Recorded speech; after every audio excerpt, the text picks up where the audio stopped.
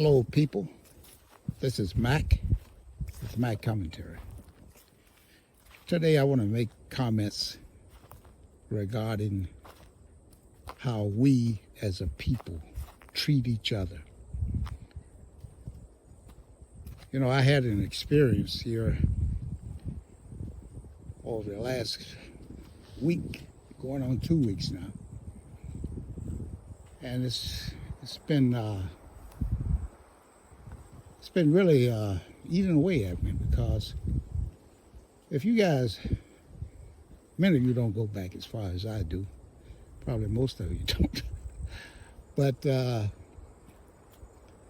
I can remember the time when we as black people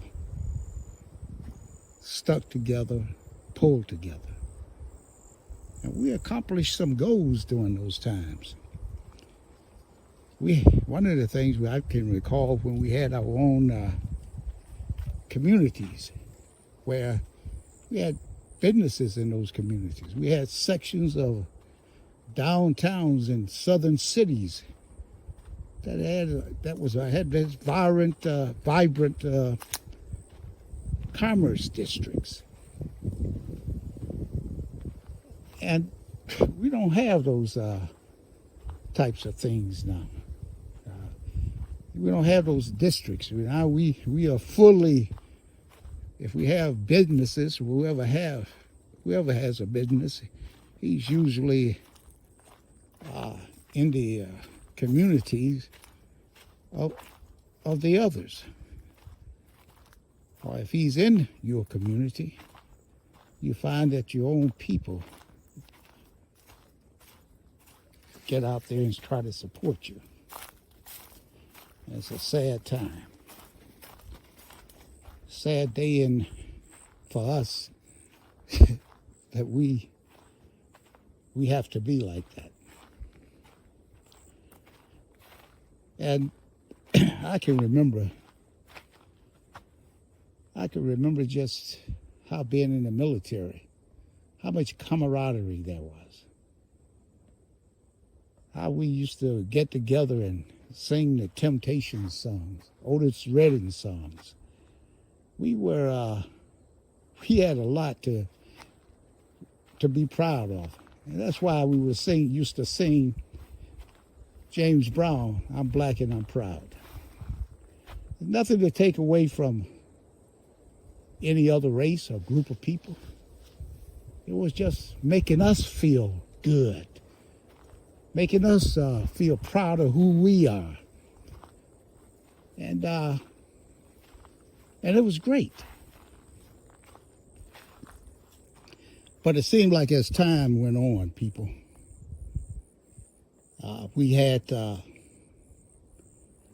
they kept trying to do things to us to keep us down. Even after we come up, first of all, they got rid of Malcolm X force. And then they started to divide, to conquer, to keep us in disarray, which is where we are today. Killed Martin Luther King, the Right Reverend Martin Luther King. Took him away because Dr. King had begun to understand what the problem was in this particular country for black people, African Americans, or whatever given name that we decide to choose. But he knew that our hope, our salvation, and our growth and our uplifting was going to come through by economic means and not integration per se. And he was planning, my understanding, and he alluded to all of this in his last speech there in Memphis. And he was planning to take this economic justice theme to Washington, D.C. and demand reparations of some type. And that's what we should be doing right now, people. But we can't seem to come together on that issue of demanding reparations. We can't come together on anything except for forming gangs to kill each other, to make us feel like big men, big women now. And like I said, to me it's a sad commentary that I have to say these things, because we are in deep trouble, people. By 2050, they will have buried the black people in these United States. I mean, it's going to be some running around like your Michael Jordans and your other billionaires, millionaires, high-position government officials, corporate executives, people working on jobs in the education industry, which they're doing nothing for the black kids, as you can see. Who out there actually promoting technical training for the black kids? Who's out there doing? Where are the educators for that? I tell you, it is something that we are going to have to change, a course that we're going to have to change. Don't respect each other. Not at all. It's a reparation thing. That's what's going to cause us to try to get out of this here predicament we're in. Because, like I was saying, by 2050, Mexicans, Hispanics, or whoever that make up that group, they will be in the majority in this country, white or black. They are going to be calling the shots, so to speak. And what we've been doing all this time, every time a humpback or woman or person of color or whatever come to this country and we march out there and they get ridiculed, we get out there and support them. We support them at our demise. Because what do they do to support us? What have they done? I understand now, don't get me wrong now. I do understand that the Asian community, they are pushing, their organizations within that community, they are pushing for reparations for blacks. And we should applaud that. But what about all these other people out there? Oh yeah, you got your gays out there now. They are part of the black culture, so to speak. You let the Democrats tell it. They're in the same situation as we are, which is, hey, I don't have anything against the LGBT community. They can do whatever they want to.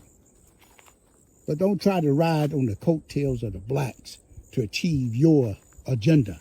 And then we're just left there in the dust as we've always been left. And you go in these African countries, they don't tolerate that, you know. But I don't want to get that because I don't want to kick me off of this platform right here.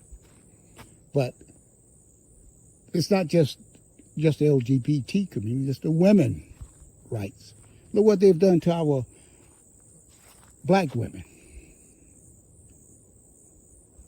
Look at the 70% of the households now are ran by black women. And the black women, they walk around and they say, we don't need them in the men.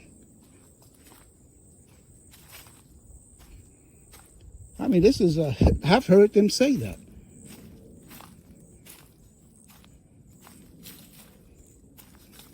And I've heard one black woman tell her son that he had never found anybody, a woman, to treat him as good as she's treated him. But that's the way it is, people.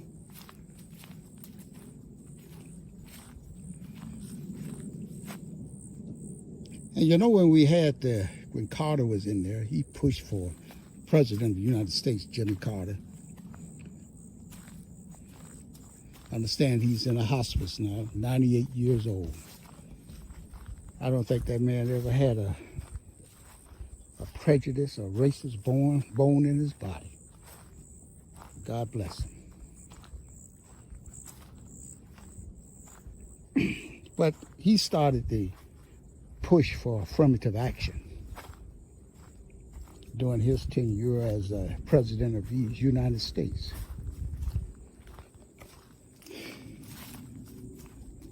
And that push there caused the government to hire more blacks in positions that blacks had never been in before.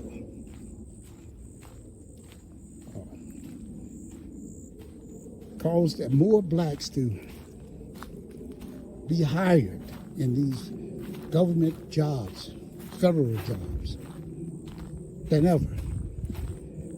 And at the same time, he meant for those who got in positions into the critical classified position of executive positions within the government, and those underneath them that was in management position, to pull up those underneath and help them. Go out there and recruit. But you know, that's when a lot of these things begin to happen, you know, where the blacks quit thinking about pulling up another black, because it's sort of like they had reached the pinnacle of their success, and they were the only one up there on the top of this ivory tower. So they liked the idea of being the only one.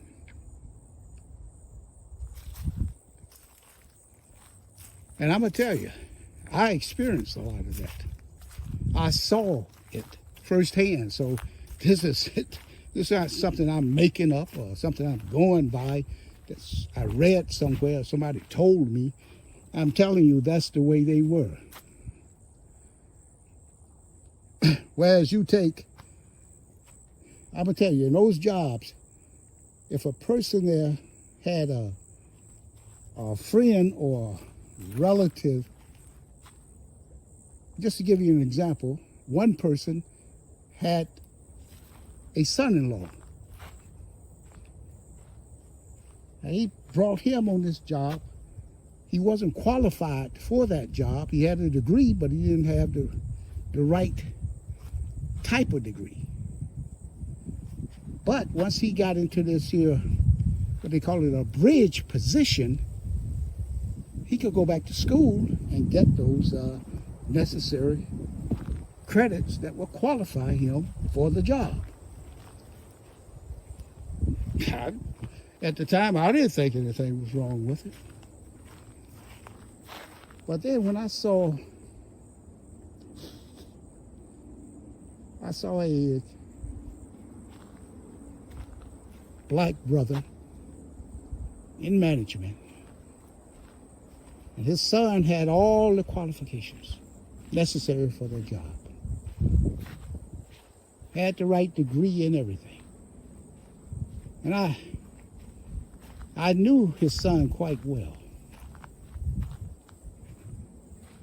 And I asked him about what was going on. Why wasn't I had spoken to his son, and he told me that he wanted to come on the job.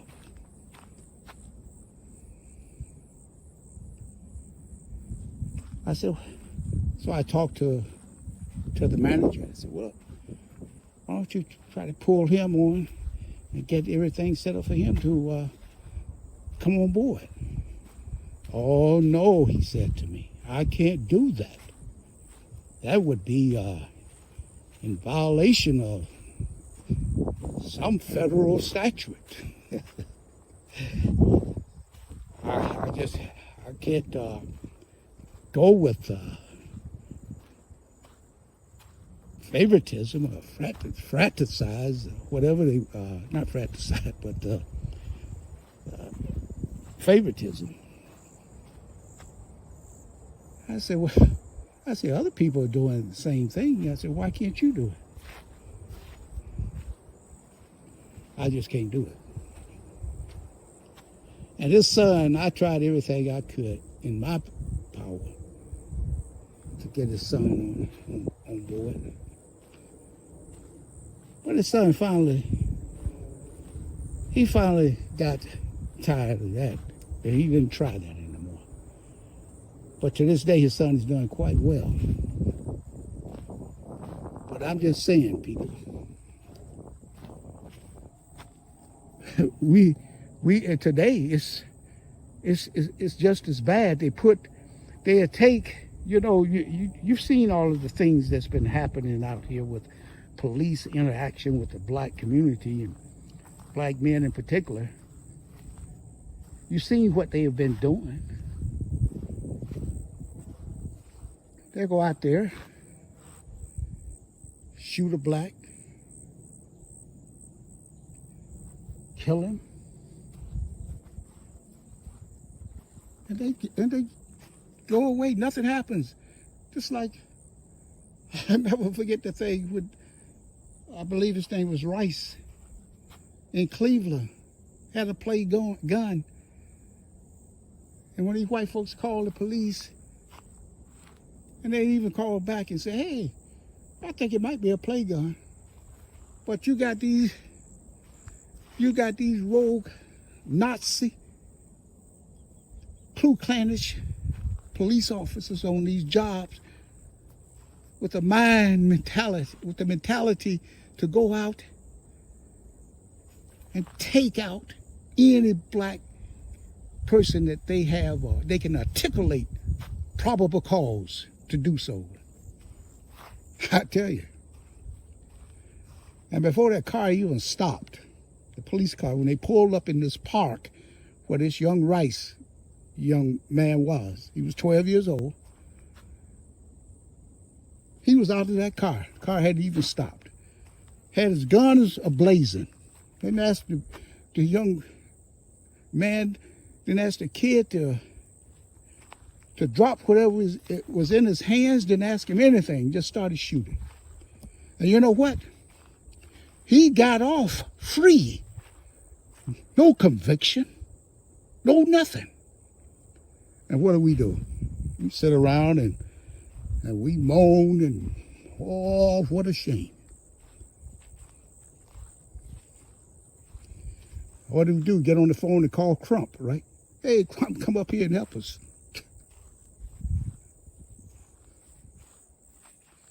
So Tamir Rice went down like that. And to this day, if his family got some money, that's not real justice right there, folks. That's not real justice for what happened to that young man.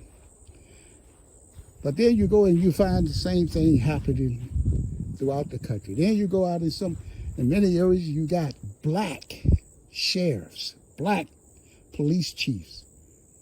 And these things are happening in their community with their police officers. You know, it sort of reminds me of the time. And boy, I was never so deflated when Henry Gates, I believe that's his name, the historian, was in his home. Police lieutenant walks up there. They're going to demand that he come out. He told him, say he wasn't in his house. He wasn't breaking into a home or anything. So I'm here. One of the neighbors that called and said, there's a man over there breaking into the house. The hell, I mean, if she didn't know to her own neighbor, then something's pretty screwed up, right? Or do we all just look alike? But anyway, he snatched him off that porch. That was a Fourth Amendment violation right there. But because he's on that man's property. He had no arrest warrant. He had no, the man had identified himself. And he's going to arrest him. Okay, what did President Obama? He said that was stupid. It was stupid. But then what happened? The next day he back up on that statement that he was stupid. And he calls for a powwow on the White House lawn, the East Garden or whatever. Had Hillary Gates there and this lieutenant police officer, this racist police officer, mind you, to have a beer. I mean, people, I'm telling you, if these are the type of leaders that we've got now, and that we're going to have from here on out, I tell you, I feel sorry for the people for the young people that got to come along now. I really do. And the only way that these things can change is that you become proactive now. And we should demand what is due us. That's reparations, folks. March. Get in your community. Get in your churches and say we should demand from our elected officials that we have reparations now. They gave it to the Jews, they gave it to the Japanese, they gave it to the Indians. They gave it to everybody except black people. And we the one that did our ancestors the one that did all the work over here, the hard toil and blood they lost and the whips that they had to endure. And we're not out here, and then you're gonna listen to these guys like McConnell say, oh, well, I didn't have nothing to do with it. I wasn't back there, but you're living off the legacy. You're doing better than 99% of the blacks in this country, Mr. McConnell. Yes, you are. Don't you tell me about you tried to do something. You passed the civil rights bill. I mean, this is so sickening. But it's us, people. Everything is on us. I'm telling you right now. We still, the whole theme I'm trying to get right here is that we don't do anything to try to help each other. I mean, look at all the blacks. They only give the money, it seems like, to the ones that don't know, that they know won't do anything to help their black communities. I mean, like, I'm talking about helping, like, creating jobs in those communities by putting factories there, businesses there. You mean to say these Negroes that call themselves billionaires and hundreds of millions of dollars, none of them, you can live 10,000 lifetimes with that kind of money. And you mean to say they won't take it and try to create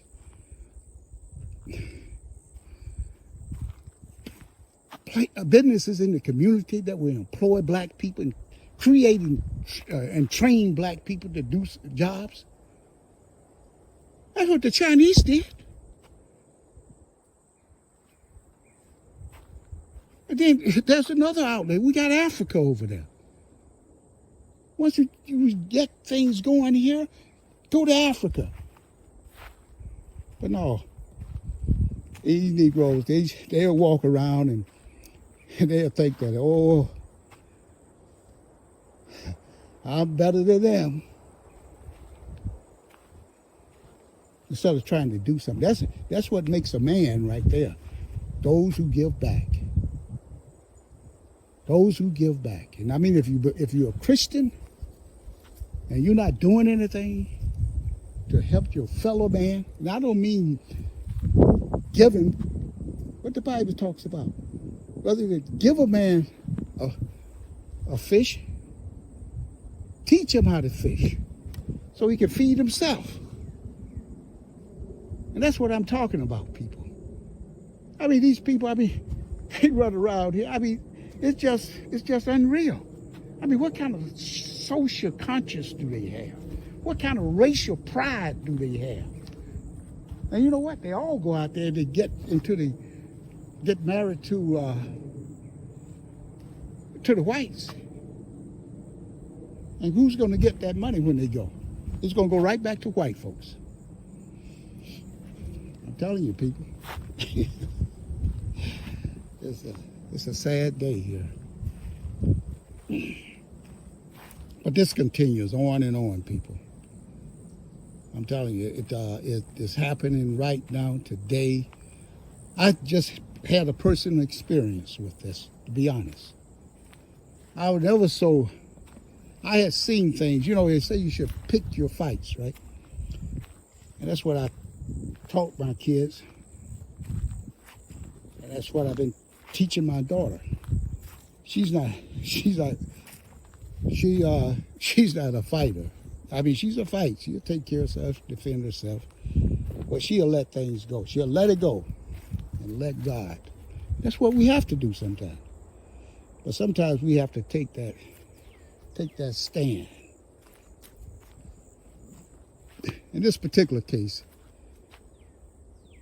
she plays soccer.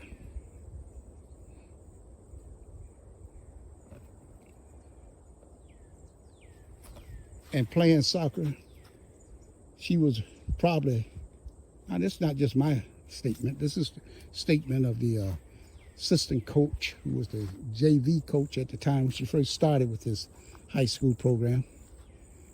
And he made the statement that he knew when he first saw her that she was at another level, higher level than the other kids. Yet, they kept all the kids, whoever come in as a freshman, they play on the JV. And then those they feel like that deserve to go up and can play well, they put them up in their sophomore year on the varsity. But they didn't put my daughter up there.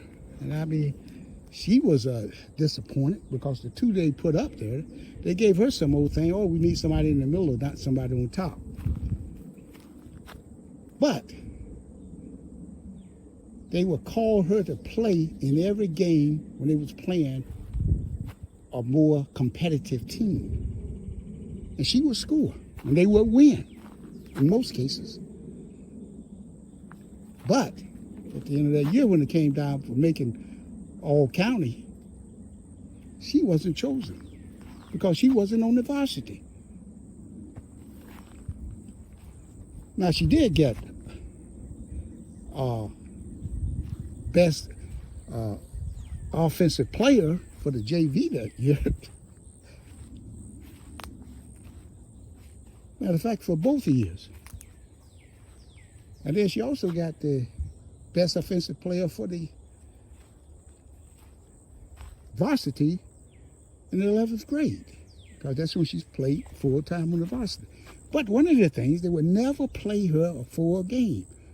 She would play maybe half, 40 minutes, 50 minutes, 60 minutes, but never 80, 70, 80 minutes. This games lasted for 40 minutes a half. But they would play these other players who were lesser players, and they would go out there and they'd build their stats up. Her stats wouldn't be as big. But whenever they need a player to win games, of course, they put her there to get out there and play. And she would, in most cases, 90% of the times, she would deliver. Yet, this year, they did not put her out. They did the same thing they did last year, the same thing they did, just play her less and less. And somehow or another, girls on the team didn't get the ball to her as frequent as they could have, or should have. They did go to the regionals, but they lost to the same team twice. It's all about coaching, people. I'm telling you. But I saw what this coach was doing. Then he came out. I didn't pay it. I said, don't worry about it, Mick. You already going to a D1 school. Just get ready for that and play hard. You're going to a high-level D1 school. And just play hard there. And so now she wasn't selected for the all-county this year as on the first team. She was selected all-county second team. And you look at the people on the first team, you say, what the heck? That was selected from her school. And when she asked him about it, oh, I didn't have anything to do with that. I voted for you and somebody else, but they voted for the most for the other girls. That's not what another coach told me. Coaches have the input in who that get placed on that team. So anyway, I just say, hey, my daughter was very distraught. And if you're a parent, you know you will come to the aid of your daughter and do whatever that you can. So what I did, I spoke to one of the other coaches at the school there, and he suggested I talk to the athletic director. He said, you should have a conversation with him. So I wrote him an email and suggested that he call me to discuss this further. He never called me, people. So I called him 4 days later, left a message. He never returned my call, people. Now, there's a black athletic director.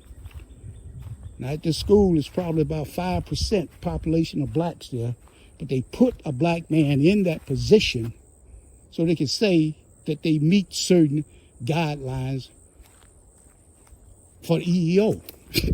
I know how the thing works, but you would think that, hey, this guy not going to play that role of a token. He's going to do what is right. I've spoken to the guy before. He seemed like an all right guy. Now, unless something drastic come up and it happens, I'll come back and let you know. But I don't think anything's going to happen. But this is what I'm saying about our people. They're like these sheriffs. People in these positions, when the persons go out there and commit these horrific crimes against black people, and they got a black man in there as the head police officer, and he does not take any action or push for action against them. I'm not saying all of them, but I've seen enough of them who reacts like that. And I'm telling you, people, this has to change, all this whole attitude. I mean, we have to really think about why do we elect black officials in Congress and they don't push for reparations? What good are they as our leaders or our representatives? What good are they if they're not going to push for what? And it's a known fact that I guess anywhere from 60 to 80% of blacks want reparation. Why aren't they doing something about it? They have all their other little agendas. They go there and vote to send $70 million to educate Pakistani girls overseas. Now Bush requested more funds that was done during Biden's administration. Now Bush doing the same thing. They can sit in there and vote to go in there and fight a war against Russia, in which we have nothing to do with over there. So I'm telling you, people,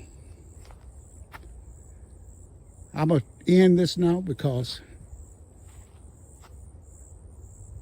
my earpods, they've shut down on me. But I'm going to tell you, we should continue to admonish our representatives and get them off the stick.